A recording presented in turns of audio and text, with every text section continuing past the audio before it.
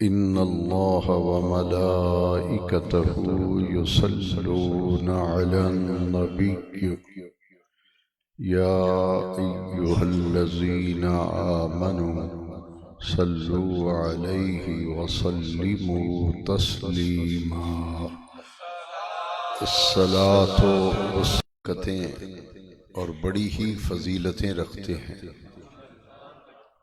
ماہ رجب المرجب، اس کے بعد جو اسلامی مہینہ ہے وہ شعبان المعظم ہے، اس کے بعد جو اسلامی مہینہ ہے وہ رمضان المبارک ہے۔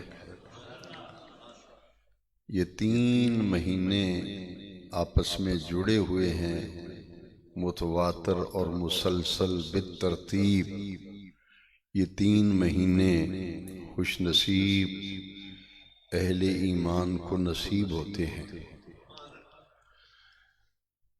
ان تینوں مہینوں میں بڑی ہی عظیم نسبتیں بھی ہیں، اور اسلام کی تعلیمات میں عبادت اور ذکر کے لیے ان تین مہینوں کو بڑی فضیلت، بڑی ہی اہمیت اور افادیت حاصل ہے۔ یہ جو مہینہ جاری ہے، رجب المرجب شریف کی 27ویں رات کو ہمارے نبی کریم صلی اللہ علیہ وسلم کو اللہ کریم نے معجزہ معراج عطا فرمایا، اور حضور کے معجزہ معراج سے حضور کی عظمتوں کو ظاہر فرمایا۔ اس رات جو اسی مہینے کی 27ویں شب ہے، مسجد حرام سے نبی کریم علیہ السلام کو مسجد اقصی تک لے جایا۔ حضور کے تمام معجزات میں سے معجزہ معراج یہ محتمم بشان معجزہ ہے۔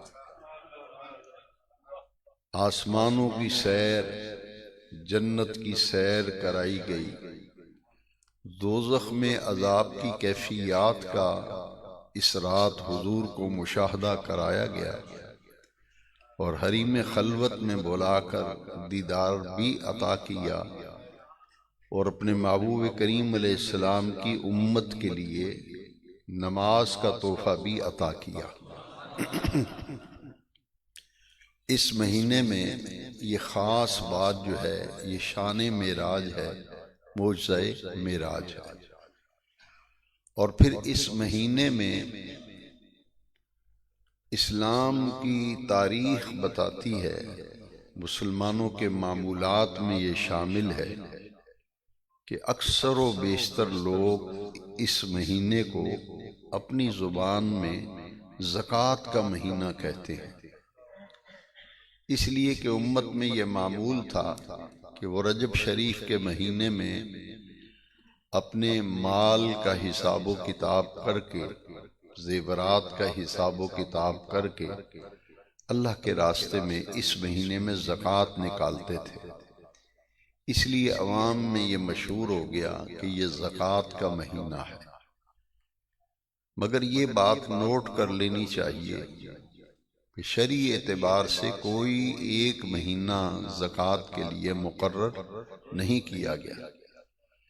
صاحب نصاب پر زکوٰۃ فرض ہے۔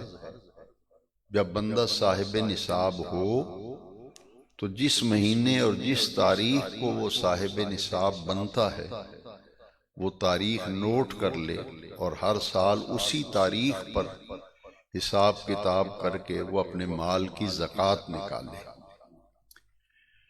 زکوٰۃ سال میں ایک مرتبہ ادا کرنا فرض ہے، اور وہ بھی صرف صاحب نصاب پر۔ جو صاحب نصاب نہیں ہے اس پر زکوٰۃ فرض نہیں ہے۔ قرآن مجید میں جب ہم دیکھتے ہیں تو دو عبادتیں ایسی ہیں جن کو رب کریم نے اکٹھا ذکر کیا ہے۔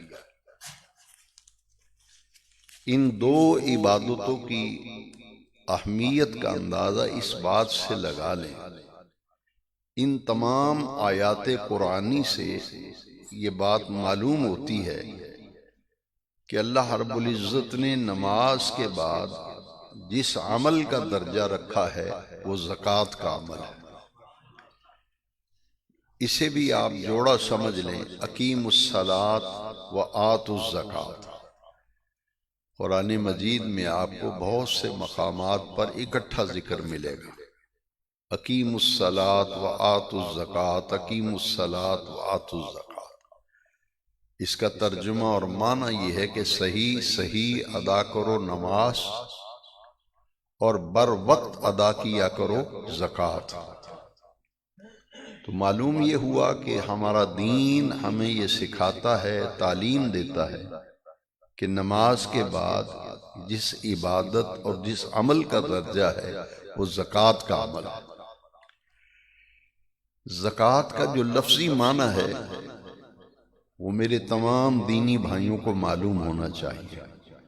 یہ زکوٰۃ کا لفظ جو ہے نا، یہ زکا یزکی سے مشتق ہے۔ اس کا معنی ہے پاک ہونا، پاک کرنا، ستھرا ہونا، ستھرا کرنا۔ زکوٰۃ ایک ایسا عمل ہے جس کے کرنے سے بندے کی روزی پاک ہوتی ہے، اس کی کمائی پاک ہوتی ہے، اس کا مال پاک ہوتا ہے، اس کا رزق پاک ہوتا ہے زکوٰۃ دینے سے۔ یہ زکوٰۃ کا عمل جو ہے، اس کو سمجھنے کے لیے سرکولیشن کا لفظ ذہن میں رکھیں، گردش۔ ادھر سے مال آ رہا ہے، ادھر سے خرچ ہو رہا ہے، ادھر سے مال آ رہا ہے، ادھر خرچ ہو رہا ہے۔ اس کی مثال بزرگان دین نے سمجھائی ہے کہ اگر پانی ایک جگہ کھڑا رہے، پانی ایک جگہ کھڑا رہے، اس میں تعفن پیدا ہوتا ہے، اس کا ذائقہ بھی بدل جاتا ہے، اس کا رنگ بھی بدل جاتا ہے، اس کی سمیل بھی بدل جاتی ہے۔ اسی لیے تالاب میں یا کھال کے اندر، جہاں کوئی بھی ایسی جگہ جہاں پانی کھڑا رہے، اس سے وضو کرنا ٹھیک نہیں۔ لیکن ایسی نہر، ایسا کھالا جس میں پانی بہہ رہا ہے، پانی آ بھی رہا ہے، جا بھی رہا ہے، سرکولیشن ہے، گردش ہے، اس پانی سے آپ وضو کر سکتے ہیں، وہ پاک ہے۔ تو جب پیسہ، دولت، روپیہ ایک جگہ منجمد ہو جائے گا، ایک جگہ اکٹھا ہو جائے گا، تو پھر وہ پاکیزگی اس میں نہیں رہے گی۔ پاکیزگی یہ ہے کہ بیوی پر خرچ کرو، بچوں پہ خرچ کرو، رشتہ داروں پہ خرچ کرو، مہمانوں پہ خرچ کرو، دوست احباب پہ خرچ کرو، معاشرے کے پسے ہوئے غریب طبقے پر خرچ کرو رب کی رضا کے لیے، دین پر خرچ کرو، مساجد پر خرچ کرو، مسجدوں پر خرچ کرو، دین کی تبلیغ اور دعوت و اشاعت کے معاملے میں اللہ کا دیا ہوا رزق اس کے راستے میں خرچ کرو، تاکہ مال آتا رہے، مال جاتا رہے، سرکولیشن جاری رہے، تو انسان کا مال اور اس کی روزی جو ہے وہ پاک رہتی ہے۔ اس لیے زکوٰۃ ہے۔ اس کو ایک حدیث کی روشنی میں سمجھانا چاہتا ہوں۔ اس کے بعد جو مہینہ ہے وہ شعبان المعظم ہے، اور شعبان المعظم کی 15ویں تاریخ کو نبی کریم صلی اللہ علیہ وسلم نے فرمایا کہ جب شعبان کی نصف رات آئے، 15ویں رات آئے شعبان کی، یعنی آدھا شعبان ایک طرف، آدھا شعبان ایک طرف، جو درمیان والی رات وہ بنتی ہے 15ویں رات۔ حضور نے فرمایا جب یہ رات آئے تو رات کو قیام کرو، نفل پڑھو، اور دن کو روزہ رکھو۔ قوموا لیلہا وصوموا نہارہا، رات کا قیام اور دن کا صیام، روزہ۔ اور اس سے اگلا مہینہ تو ہے ہی روزوں کا مہینہ۔ اب سمجھانا یہ چاہتا ہوں کہ رب یہ چاہتا ہے کہ بندے کا معاملہ پاک اور صاف رہے، بندے کا معاملہ پاک اور صاف رہے، تو رزق کے پاک ہونے اور مال کے پاک ہونے کے لیے، روزی کے پاک ہونے کے لیے، کاروبار اور بزنس کے پاک ہونے کے لیے زکوٰۃ کا عمل رکھا گیا۔ اسی طرح انسان کا جسم ہے، کوئی 5.5 فٹ کا انسان ہے، کوئی 6 فٹ کا انسان ہے، یہ جو ہمارا جسم ہے، یہ وجود ہے، اس کی بھی زکوٰۃ ہے۔ نبی کریم صلی اللہ علیہ وسلم کی بہت ہی جامع حدیث اس سلسلے میں ہماری توجہ چاہتی ہے۔ حضور نے فرمایا لِكُلِّ شَيْءٍ زَكَاةٌ، کتنی پیاری بات ہے، فرمایا ہر چیز کی زکوٰۃ ہے۔ لِكُلِّ شَيْءٍ زَكَاةٌ، ہر چیز کی زکوٰۃ ہے۔ وَزَكَاةُ الْجَسَدِ الصَّوْمُ، اور انسان کے جسم کی زکوٰۃ جو ہے وہ روزہ ہے۔ جسم کی زکوٰۃ روزہ ہے۔ کھانا پینا بند کرو، اس جسم کو ریسٹ دو، معدے کو کچھ سکون کرنے دو۔ سال بھر اسے استعمال کرتے ہو، 1 مہینے کے لیے تبدیلی پیدا کرو۔ تو روزے کے عمل سے انسان کا جسم پاک ہوتا ہے، زکوٰۃ دینے سے روزی، رزق، پیسہ، روپیہ وہ پاک ہوتا ہے۔ یہ ہے زکوٰۃ کا مفہوم اور معنی کے اعتبار سے۔ قرآن مجید میں نے پہلے عرض کیا کہ 2 عبادتوں کو اکٹھا ذکر کیا، نماز کو اور زکوٰۃ کو۔ لیکن جب زکوٰۃ کا حکم آیا تو اس کے لیے قرآن مجید میں ایک اور لفظ استعمال ہوا ہے، اسے اصطلاح کہہ لیں، یہ قرآنی اصطلاح ہے، ٹرم ہے، انفاق فی سبیل اللہ۔ زکوٰۃ کو سمجھنے کے لیے اسلامی اصطلاح اور دینی اصطلاح کو بھی ذہن میں رکھیں۔ انفاق فی سبیل اللہ، انفاق کا معنی ہے خرچ کرنا، فی سبیل اللہ کا معنی ہے اللہ کے راستے۔ اب زکوٰۃ کو سمجھنے کے لیے انفاق فی سبیل اللہ کا لفظ جو ہے وہ قرآن مجید میں 1 مرتبہ نہیں، کئی مرتبہ آیا۔ وَأَنفِقُوا، قرآن میں اللہ کریم نے بیان فرمائی، الذین یقیمون الصلاۃ،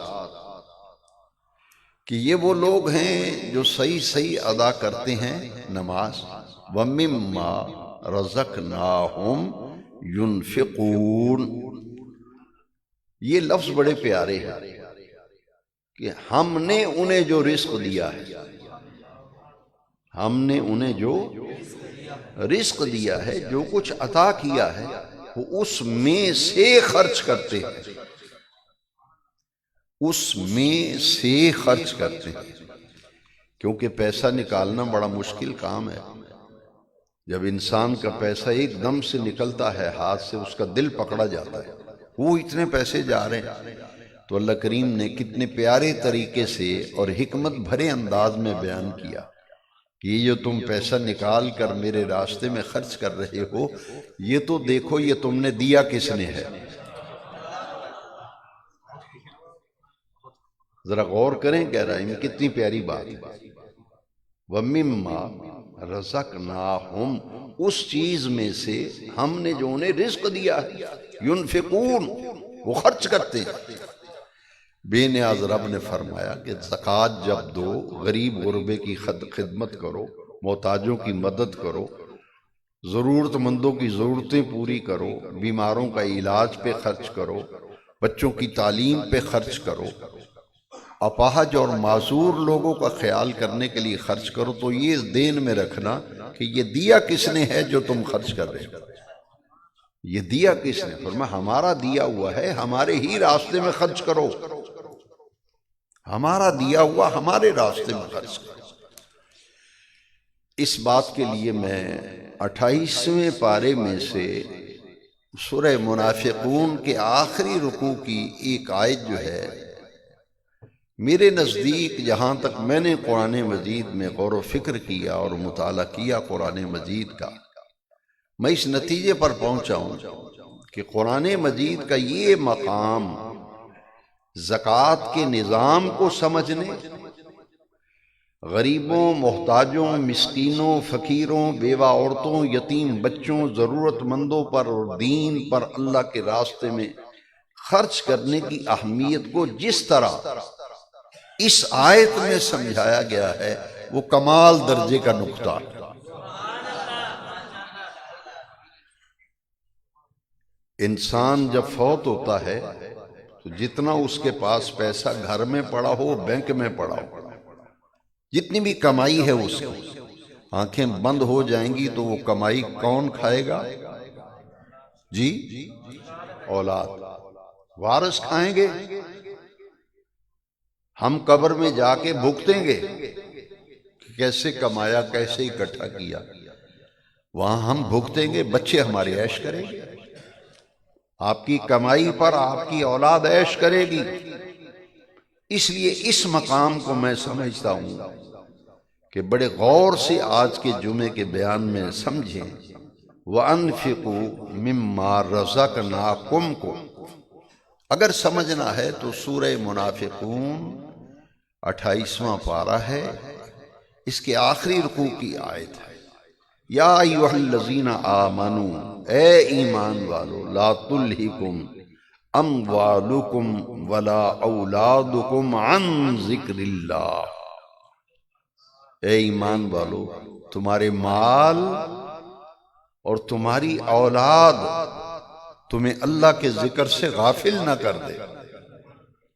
معلوم یہ ہوا کہ بندہ جب دین سے غافل ہوتا ہے، اللہ سے غافل ہوتا ہے، اللہ سے دور ہوتا ہے، عبادت سے دور ہوتا ہے، تو قرآن کی یہ آیت بتا رہی ہے کہ اس کا سبب عمومی طور پر دو چیزیں بنتی ہیں، ایک اس کا مال، ایک اس کی اولاد، یعنی اولاد کے لیے کمانے کی فکر، اولاد کے لیے کمانے کی فکر کی وجہ سے حلال حرام کی تمیز بعض اوقات لوگ ختم کر دیتے ہیں، جائز ناجائز کا فرق ختم کرتے ہیں، کہتے دولت آنی چاہیے جیسے بھی آئے۔ اس لیے فرمایا گیا کہ دیکھنا کہ تمہارے مال اور تمہاری اولاد تمہیں اللہ کے ذکر سے غافل نہ کر دے۔ وَمَن يَفْعَلْ ذَلِكَ فَأُولَئِكَ هُمُ الْخَاسِرُونَ، جو مال اور اولاد کی وجہ سے اللہ کے ذکر سے غافل ہوا، بے نیاز رب نے قرآن میں فرمایا وہی لوگ خسارے میں رہنے والے ہیں۔ یہ بہت بڑا نقصان ہے، گھاٹا ہے، خسارہ ہے کہ بندہ اپنی اولاد اور اپنے مال کی وجہ سے اللہ سے دور ہو جائے، اس کی یاد سے دور ہو جائے۔ بے نیاز رب نے فرمایا یہ لوگ خسارے میں رہنے والے۔ وَأَنفِقُوا مِمَّا رَزَقْنَاكُم مِّن قَبْلِ أَن يَأْتِيَ أَحَدَكُمُ الْمَوْتُ، فرمایا اس سے پہلے یہ لفظ ہے جو میں سمجھانا چاہتا ہوں، أَن يَأْتِيَ أَحَدَكُمُ الْمَوْتُ، تم میں سے کسی کے پاس موت آ جائے، اس سے پہلے اپنی موت کے آنے سے پہلے اسی رب کریم کا دیا ہوا مال اسی رب کریم کے راستے میں خرچ کرو۔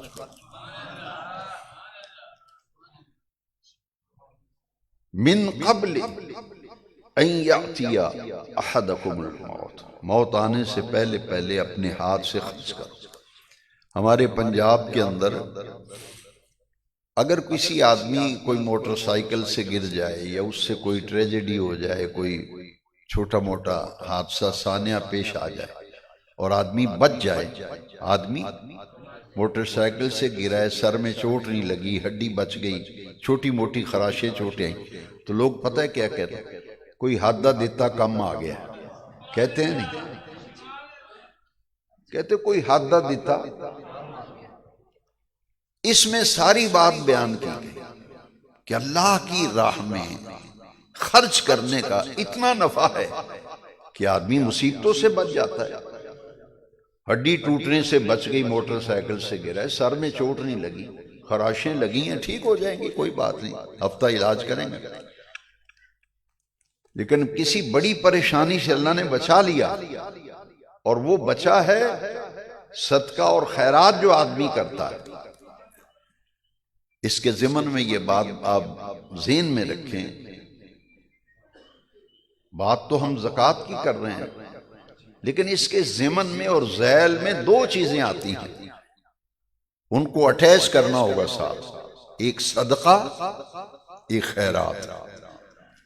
یہ عمومی طور پر دونوں لفظ اکٹھے استعمال ہوتے ہیں، صدقہ و خیرات۔ زکوٰۃ تو فرض ہے، زکوٰۃ فرض ہے، اور جس مال کی زکوٰۃ نہیں دی جاتی، بے زکاتہ مال، وہ لوگ جو اپنے سونے چاندی زیورات کاروبار میں جو انویسٹمنٹ کی ہے، روپیہ پیسہ لگایا ہے، اس کی زکوٰۃ نہیں دیتے تو اس کا انجام بڑا برا ہے جو قرآن میں بیان کیا۔ کسی روایت میں نہیں کہ کوئی آدمی اٹھ کے کھڑا ہو کے کہہ دے روایت ضعیف ہے، یہ قرآن کی نص ہے۔ جتنا بھی بے زکاتہ مال ہے وہ جہنم کی آگ میں تپایا جائے گا۔ ہم تو قبر میں چلے گئے، جتنے پیسے کمائے تھے، مال بنایا تھا، اولاد اس پہ عیش کر رہی ہے، ادھر ہم پکڑے ہوئے ہیں قبر میں۔ کیسے پکڑے ہوئے ہیں؟ جس مال کی زکوٰۃ نہیں دی تھی وہ جہنم کی آگ میں تپایا جائے گا۔ یوم یحمى علیہا فی نار جہنم، وہ سونا زیورات کی شکل میں ہو یا ویسے رکھا ہو، روپیہ پیسہ کرنسی مال و دولت جس کی زکوٰۃ نہیں دی گئی، یوم یحمى علیہا فی نار جہنم، جہنم کی آگ میں اسے تپایا جائے گا۔ فتقوی بہا جباہہم وجنوبہم یوم یحمى علیہا فی نار جہنم فتقوی بہا جباہہم وجنوبہم وظہورہم، وہ جہنم کی آگ میں تپا کر پیشانیوں پہ داغا جائے گا، کروٹوں کو داغا جائے گا، پشتوں پر وہ بے زکاتہ مال گرم کر کے اس کے جسم پہ ٹچ کیا جائے گا، سزا دی جائے گی، اور ساتھ کہا کیا جائے گا، میں کوئی روایت نہیں سنا رہا، وہ کوئی پان کھا کر کہے نہیں ضعیف ہے یہ، میں آپ کو قرآن سنا رہا ہوں۔ وہ کہیں گے، فرشتے کہیں گے ھذا ما کنزتم لانفسکم، یہ وہ مال ہے جو تو نے اپنے سنبھال کر جمع کر کے رکھا تھا اور اللہ کے راستے میں خرچ نہیں کیا تھا۔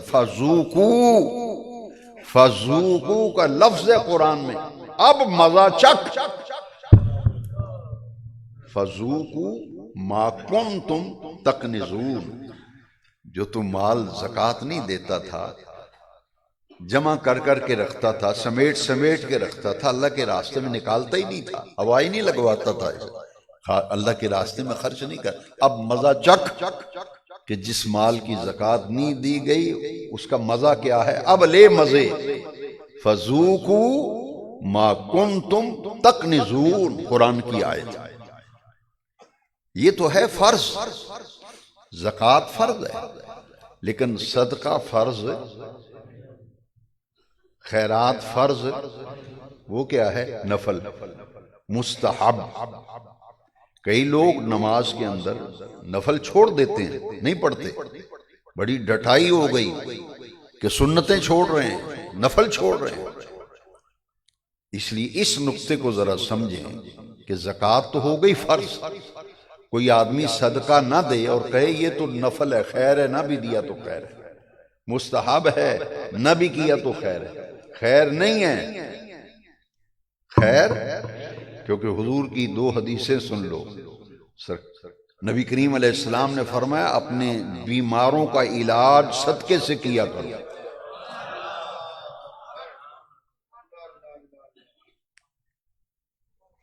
بندہ بیمار ہو جائے، ہمارا دین یہ کہتا ہے اس مریض بیمار کی نیت کر کے اس کی طرف سے یہ ہاتھ اس لیے لگوایا جاتا ہے کہ دل کو اطمینان ہو جائے کہ اپنے ہاتھ سے صدقہ دے رہا ہے۔ ہاتھ لگوانا ضروری نہیں، وہ اس لیے لگایا جاتا ہے کہ دل کو اطمینان ہو کہ میرے بیماری کا جو صدقہ دیا جا رہا ہے میرے ہاتھ سے جا رہا ہے۔ ہاتھ کا دیا ہوا کوئی کام آ گیا، تو حضور نے فرمایا اپنے بیماروں مریضوں کا علاج کس سے کرو؟ صدقے سے۔ تو اسلام کا جو مالی نظام ہے، نظام معیشت، اقتصادیات کا جو نظام ہے، اس میں سب سے بڑا فریضہ نماز کے بعد وہ عمل زکوٰۃ ہے، اور صدقہ اور خیرات اس کے ذیل میں آتا ہے۔ ایک تو یہ حدیث پیش نظر رہے کہ بیماروں کا علاج کس سے کرو؟ کس؟ اور دوسری حدیث ضرور سنیے اور بڑے غور سے سنیے، بری موت سے صدقہ بچاتا ہے۔ کئی ایسی اموات ہوتی ہیں، دکانوں پہ بیٹھ کے لوگ تبصرے کرتے ہیں، یار بڑی بری موت آئی اس کو، کہتے ہیں نا موت بڑی بری آئی ہے اسے، اس کی اخیر اچھی نہیں ہوئی۔ میں نے خود سنا کئی لوگوں سے کہتے یار اس کی اخیر اچھی نہیں ہوئی، بڑی بری موت آئی ہے اس کو۔ تو میرے نبی کریم صلی اللہ علیہ وسلم نے بری موت سے بچنے کے لیے اور برے انجام سے بچنے کے لیے، اخیر اچھی ہونے کے لیے ایک ہمیں عمل بتایا ہے، وہ ہے صدقہ اور خیرات۔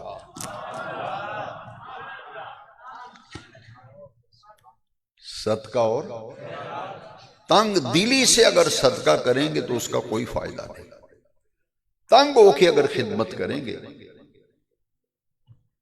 خوش دلی سے، ہاتھ سے بھی پیسہ جا رہا ہے تو دل بھی خوش ہو، دل بھی خوش ہو کہ اسی کا دیا وہ اسی کے راستے پہ جا رہا ہے، کوئی بات نہیں، یہ دینے سے بری موت سے بچ جاؤں گا۔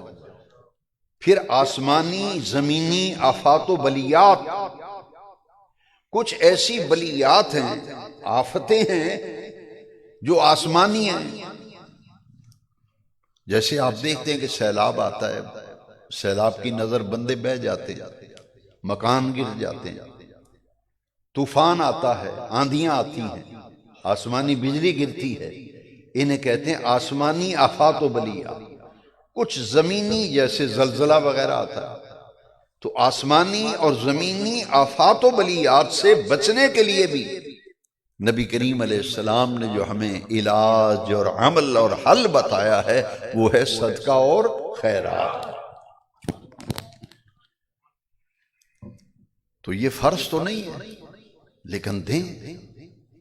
اس کے علاوہ جو ایک اہم بات سمجھنے والی ہے، اسلام کے نظام زکوٰۃ کو اقتصادیات اور معاشیات،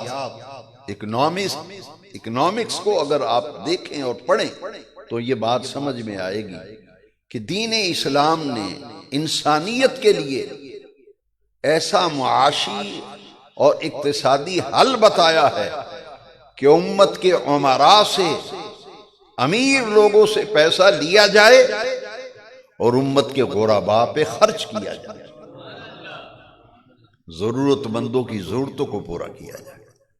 اور اس کی برکت اگر آپ نے دیکھنی ہے، یہ تو ہماری بدقسمتی ہے کہ ہم میں سے جو ذمہ دار بنایا جاتا ہے وہ پیسے کا غلط استعمال کرتا ہے۔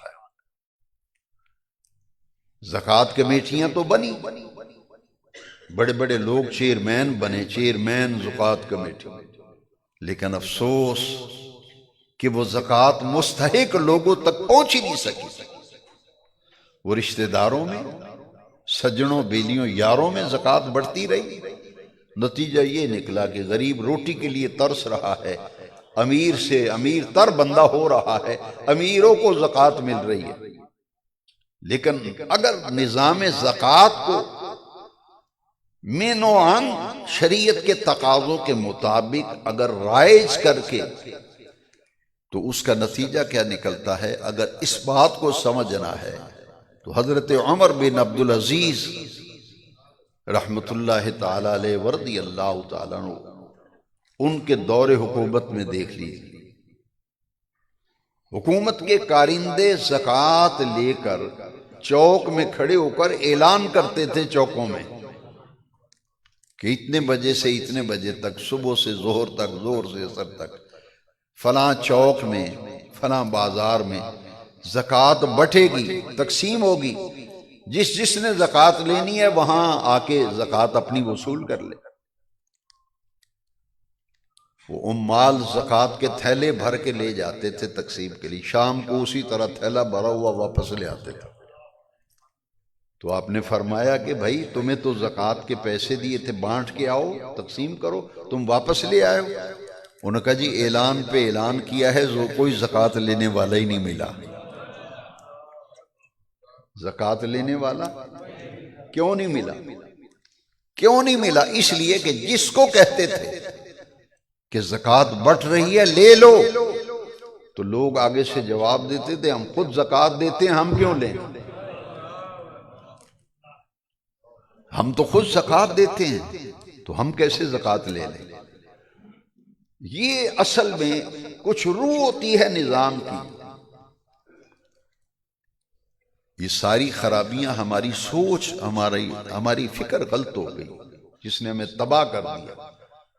یہ ہے دین اسلام کی پاکیزگی اور طہارت، کہ زکوٰۃ جب تقسیم ہوتی تھی لینے والا کو نہیں ملتا تھا، حضرت عمر بن عبدالعزیز کے زمانے میں اسی طرح زکوٰۃ واپس آ جاتی تھی۔ کیوں؟ اس لیے کہ اسلام کا معاشی نظام اور اقتصادی نظام اگر صحیح معنوں میں رائج کیا جائے تو کوئی غریب نہیں رہتا، ہر کوئی خوشحال نظر آتا، ہر کوئی خوشحال اللہ کا شکر کرتا ہے کہ اللہ کا شکر ہے، کسی کے محتاج نہیں ہے، کسی سے لینے نہیں پڑتے۔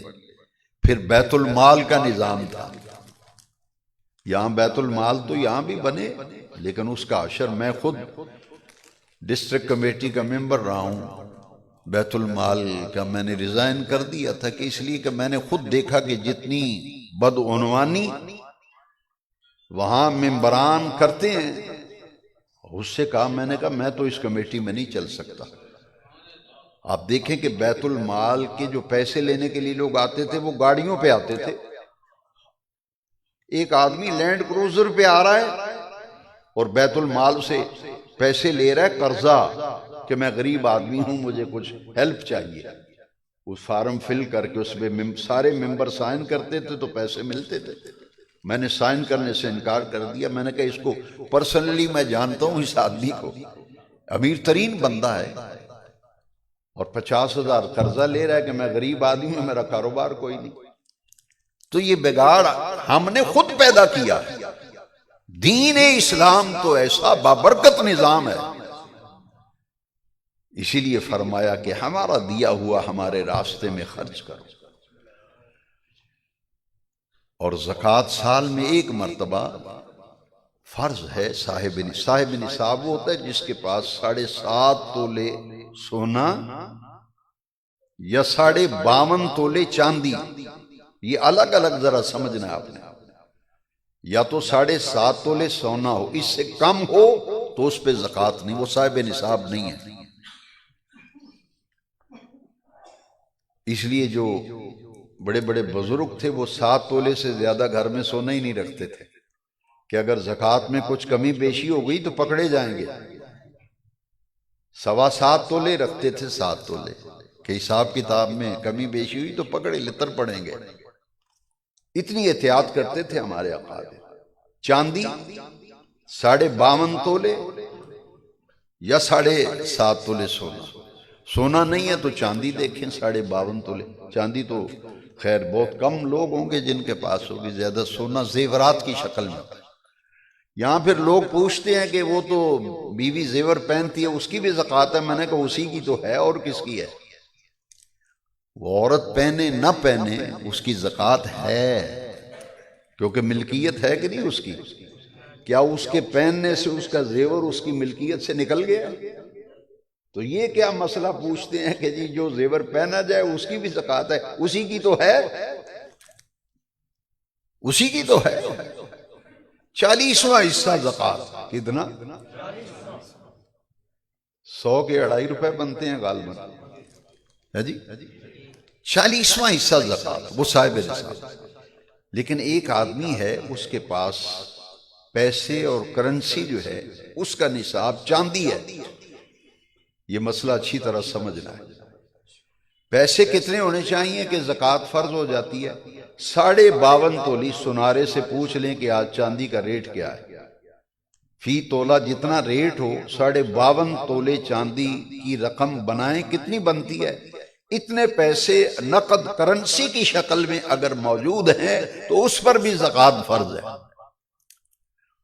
اور ایک آدمی جو ہے اس کے پاس سونا بھی ہے، پیسہ بھی ہے، تو پھر پلس کریں گے آپ، سونا ہے جتنی قیمت ہے، 3 تولے ہے، 4 تولے ہے، 5 تولے ہے، اس کی قیمت لگائیں، جتنی نقد رقم بینک میں ہے، کاروبار میں، دکان میں ہے، پلس کریں، پلس کر کر کے اس کو 40 پہ تقسیم کر دیں، جو جواب آئے گا وہ زکوٰۃ ہوگا۔ ایک ہے کاروبار، دکان ہے، اس میں انویسٹمنٹ کی ہے، مال ڈالا ہے، تو پورا حساب کرنا چاہیے کہ کتنے کا مال ہے دکان کے اندر۔ ایک سال گزر گیا ہے کاروبار، کئی سال گزر گئے کاروبار کرتے ہوئے، لہذا ایک تاریخ مقرر کر کے ہر سال کوشش کریں کہ رمضان شریف کی کوئی تاریخ مقرر کر لیں۔ اس کا ایک فائدہ یہ ہوگا کہ رمضان شریف میں ایک فرض ادا کرے تو 70 فرضوں کا ثواب ہے۔ رہائش والا مکان ہے، اس پہ زکوٰۃ کوئی نہیں، رہائش والے مکان پہ زکوٰۃ، آپ کے 20 مکان ہیں، کوئی زکوٰۃ نہیں۔ اگر کرائے پہ دیے ہوئے ہیں تو کرایہ جو ہے وہ آمدن میں شمار ہوتا ہے، اس پہ زکوٰۃ ہے۔ زرعی زمین پہ زکوٰۃ نہیں ہے، 100 مربع کا بھی مالک ہے، اس پہ زکوٰۃ نہیں ہے۔ البتہ زمین کی پیداوار پر جو زکوٰۃ ہے اسے عشر کہتے ہیں، اس کا نام ہی الگ ہے، عشر، وہ فصل پہ ہے، زمین پر کوئی زکوٰۃ نہیں، زمین پر کوئی عشر نہیں، اس کی فصل پر عشر ہے، فصل پہ۔ اسی طرح اگر آپ نے پلاٹ لیا ہے، مکان لیا ہے، کمرشل، اس نیت سے لیا ہے کہ میں پلاٹوں کا کاروبار کرتا ہوں، لیتا ہوں، بیچتا ہوں، یا ایک پلاٹ لیا ہے کہ کل کو بچوں کی شادی کریں گے، بیچ کر اس سے شادی کر لیں گے، وہ کمرشل ہو گیا، اس کی زکوٰۃ ہے۔ جو بھی چیز کمرشل ہوگی اس کی زکوٰۃ ہوگی۔ جو پرسنلی ذاتی پلاٹ، 100 پلاٹ بھی آپ نے لیا ہوا ہے، کاروباری نہیں ہے، اس پہ کوئی زکوٰۃ نہیں۔ اسی طرح کارخانہ ہے، مشینری ہے، اس پر کوئی زکوٰۃ، کارخانے کی آمدن پر، مشینری کی آمدن پر زکوٰۃ ہے، اس پر نہیں۔ آپ نے گاڑی رکھی ہوئی ہے، کار ہے، 1 ہے، 2 ہیں، 4 ہیں، 5 ہیں، ان پر کوئی زکوٰۃ، گاڑی پر کوئی زکوٰۃ نہیں، فیکٹری پر کوئی زکوٰۃ نہیں، بائک رکھی ہے، موٹر سائیکل، اس پہ کوئی زکوٰۃ نہیں۔ ہاں مال تجارت، 3 چیزیں ذہن میں رکھیں، سونا، چاندی، روپیہ پیسہ، اور مال تجارت۔ جو مال تجارت نہیں ہے اس پہ زکوٰۃ ہی نہیں، بات ختم ہو گئی۔ تو یہ چند ضروری مسائل تھے۔ اس مہینے میں لوگ زکوٰۃ نکالتے ہیں اور اس کی فکر کرنی چاہیے، اور اس میں حق ہے، ہر بندے کی روزی اور کمائی میں حصہ ہے۔ کس کا؟ فقیر کا، مسکین کا، بیوہ عورت کا، یتیم بچے کا، تمہاری روزی میں حصہ ہے۔ اپاہج اور معذور، ضرورت مند غریب طبقہ، اس کی ضرورتوں کو پورا کرنے کے لیے تمہاری روزی میں اللہ نے اس کا حصہ رکھا ہے۔ توفیق کے مطابق اس کی ہیلپ کرو، اس کی مدد کرو، انسانی ہمدردی کا تقاضا ہے، خدمت خلق کا تقاضا۔ پھر دین کا حصہ ہے، یہ مسجد جو مسلمانوں کے عبادت خانے ہیں، ان کا نظام چلانے کے لیے، اس کی بہتری اور ترقی کے لیے ہماری روزی میں مسجد کا حصہ ہے۔ دینی مدارس جہاں قرآن اور حدیث پڑھایا جاتا ہے، ان کی خدمت، ان مدارس کا نظام چلانے کے لیے، بچوں کے کھانے پینے، لباس، علاج معالجہ، اس پہ زکوٰۃ خرچ ہوتی ہے۔ مسجد کو تو زکوٰۃ دینا جائز نہیں لگتی مسجد کو زکوٰۃ، لیکن مدارس کو زکوٰۃ لگتی ہے۔ لیکن میں حیران ہوں ان لوگوں پہ، وہ مسجد کے نام پہ بھی زکوٰۃ لے رہے ہیں، اور جو دے رہے ہیں۔ میرا خود اپنا ایک بڑا پیارا دوست تھا، اس نے کہا جی ایک جماعت والے آئے تھے مجھ سے، پیسہ لے گئے ہیں زکوٰۃ کا، کہتے ہیں مسجد بنا رہے ہیں۔ میں نے کہا مسجد کو تو زکوٰۃ لگتی نہیں، کہتے نہیں ہمارے پاس فتویٰ ہے، ہمارے پاس، سبحان اللہ، پھر اللہ ہی حافظ ہے۔ 1400 سال سے مسجد کو زکوٰۃ لیکن وہ کہتے ہیں اور دیو اسی آپ ہی لا لا گے ساڑھے کو سانو. جب نیت خراب ہو جائے پھر عرش ہضم، لکڑ ہضم، پتھر ہضم اور پھر فتوے بھی آ جاتے ہیں. اور افسوس کی یہ بات ہے کہ ہر آدمی اپنی مرضی کا فتویٰ جڑ رہا ہے. اس لیے میں نے ضروری سمجھا کہ رجب شریف کا مہینہ ہے، اس میں زکوٰۃ کی میں عمومی طور سے جب سے میں نے خطابت شروع کی تھی میں رجب شریف کے ایک مہینے میں ضرور زکوٰۃ کے بارے میں بیان کروں، کیونکہ یہ اہم دینی فریضہ ہے. جو لوگ زکوٰۃ نہیں دیتے انہیں فکر کرنی چاہیے، گائے بگائے صدقہ خیرات کیا کرے، ہر جمعے کو مسجد کا حصہ نکالا کریں. یہ بھی میں نے کئی دفعہ توجہ دلائی ہے کہ پورے ہفتے بعد جمعہ مسلمانوں کو ہفتہ وار سماجی تبلیغی دینی اجتماع ہے، عید ہے ہفتہ وار. اس دن مسجد کی خدمت کرنی چاہیے، گھر سے پیسے نکال کے خود ذہن بنا کے آئیں کہ آج ہم نے مسجد کی اتنی خدمت کرنی. اللہ تعالیٰ توفیق دے. وآخر دعوانا